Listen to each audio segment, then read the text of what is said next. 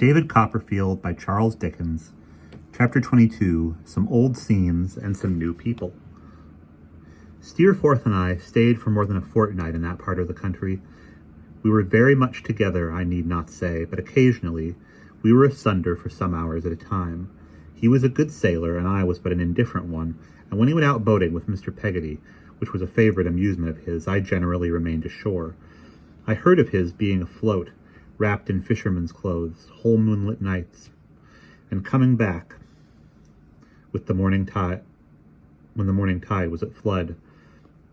By this time, however, I knew that his restless nature and bold spirits delighted to find a vent in rough toil and hard weather, as in any other means of excitement that presented itself freshly to him. So none of his proceedings surprised me. One dark evening I found him alone in Mr. Peggotty's house, sitting thoughtfully before the fire. He was so intent upon his own reflection that he was quite unconscious of my approach. This indeed he might easily have been, if he had been less absorbed, for footsteps fell noiselessly on the sandy ground outside. But even my entrance failed to rouse him. I was standing close to him, looking at him, and still, with a heavy brow, he was lost in his meditations. He gave such a start when I put my hand upon his shoulder that he made me start too. "You come upon me," he said almost angrily, "like a reproachful ghost." "I was obliged to announce myself somehow," I replied. "Have I called you down from the stars?" "No," he answered, "no." "Up from anywhere, then?" said I, taking my seat near him. "I was looking at the pictures in the fire," he returned. "But you were spoiling them for me," said I, as he stirred it quickly with a piece of burning wood, striking out of it a train of red-hot sparks that went careening up the little chimney and roaring out into the air. "You would not have seen them," he returned. "I detest this mongrel time, neither day nor night, David. I wish to God I had a judicious father these last 20 years. My dear Steerforth, what is the matter?" "I wish with all my soul I had been better guided," he exclaimed. "I wish with all my soul I could guide myself better." There was a passionate dejection in his manner that quite amazed me. He was more unlike himself than I could have supposed possible. I begged him, with all the earnestness I felt, to tell me what had occurred to cross him so unusually, and let me sympathize with him, if I could not hope to advise him. Before I had well concluded, he began to laugh, took my arm, and hurried me away. "It's nothing, Daisy, nothing," he replied. "I am never contented except with your freshness, my gentle Daisy. To all fitfulness I have never learned the art of binding myself to any of the wheels on which Ixions of these days are turning round and round. I missed it somehow, in a bad apprenticeship, and now don't care about it. You know, I have bought a boat down here." "What an extraordinary fellow you are, Steerforth!" I exclaimed, stopping, for this was the first I had heard of it. "When you may never care to come near the place again." "I don't know that," he returned. "I have taken a fancy to the place, at all events," walking me briskly on. "And I have bought a boat that was for sale, a clipper, Mr. Peggotty says, and so she is, and Mr. Peggotty will be master of her in my absence." "Now I understand you, Steerforth," I said exultingly. "You pretended to have bought it for yourself, but you have really done so to confer a benefit on him. I might have known as much at first, knowing you, my dear kind Steerforth. How can I tell you what I think of your generosity?" "Tush," he answered, turning red. "The less said, the better." Afraid of offending him by pursuing the subject, when he made so light of it, I only pursued it in my thoughts, as we went on at an even quicker pace than before. "She must be newly rigged," said Steerforth, "and I shall leave Littimer behind to see it is done, that I may know she is quite complete. Did I tell you Littimer had come down?" "The same as ever," said I. "The same as ever," said Steerforth. "Distant and quiet as the North Pole. We shall see the boat being fresh named. She's the Stormy Petrel now. What does Mr. Peggotty care for Stormy Petrels? I'll have her christened again." "By what name?" I asked. "The little Emily." As he had continued to look steadily at me, I took it as a reminder that he objected to being extolled for his consideration.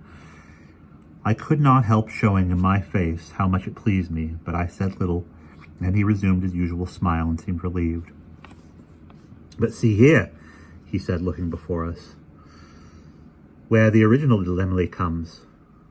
And that fellow with her, upon my soul, he's a true knight, he never leaves her. Ham was a boat builder in these days, having improved the natural ingenuity in that handicraft until he had become a skilled workman. He was in his working dress, and looked rugged enough, but manly withal, and a very fit protector for all the blooming little creatures at his side. She withdrew her hand timidly from his arm, and we stopped to speak to them, and blushed as she gave it to Steerforth and to me when they passed on. After we'd exchanged a few words, she did not like to replace that hand, but, still appearing timid and constrained, walked by herself. Suddenly there passed us, evidently following them, a young woman whose face I saw as she went by. She was lightly dressed, looked bold and haggard and flaunting and poor, but seemed for the time to have given all that to the wind which was blowing, and to have nothing in her mind but going after them, as the dark distant level absorbing their figures into itself.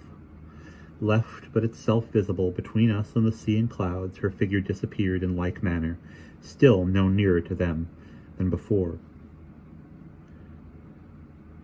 "That is a black shadow to be following the girl," said Steerforth, standing still. "What does it mean?"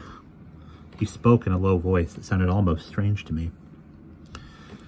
"She must have it in her mind to beg of them, I think," said I. "A beggar would be no novelty," said Steerforth, "but it is a strange thing that the beggar should take that shape tonight." "Why?" I asked him. "For no better reason, truly, than because I was thinking," he said after a pause, "of something like it when it came by. Where the devil did it come from, I wonder?" "From the shadow of this wall, I think," said I, as we emerged upon a road on which a wall abutted. "It's gone," he returned, looking over his shoulder, "and all ill go with it. Now for our dinner." But he looked again over his shoulder toward the sea line glimmering afar off, and yet again, and he wondered about it in some broken expression several times in the short remainder of our walk, and only seemed to forget it when the light of fire and candle shone upon us, seated warm and merry at table. I was surprised, when I came to Mr. Barkis's house, to find Ham walking up and down in front of it, and still more surprised to learn from him that little Emily was inside. I naturally inquired why he was not there too, instead of pacing the streets by himself. "Why, you see, Master Davy," he rejoined in a hesitating manner, "Emily, she's talking to someone in here." "I should have thought," said I, smiling, "that there was a reason for you being in here too, Ham." "Well, Master Davy, in a general way, so it would be," he returned. "But look here, Master Davy," lowering his voice and speaking very gravely, "it's a young woman, sir, the young woman that Emily knowed once, and does not to know no more." When I heard these words, a light began to fall upon the figure I had seen following them some hours ago. "It's a poor worm, Master Davy," said Ham, "as is trod underfoot by all of the town, up street and down street, and mould of the churchyard don't hold any that the folk shrink away from more. Did I see her tonight, Ham, after we met you, keeping us in sight?" said Ham. "It's like you did, Master Davy.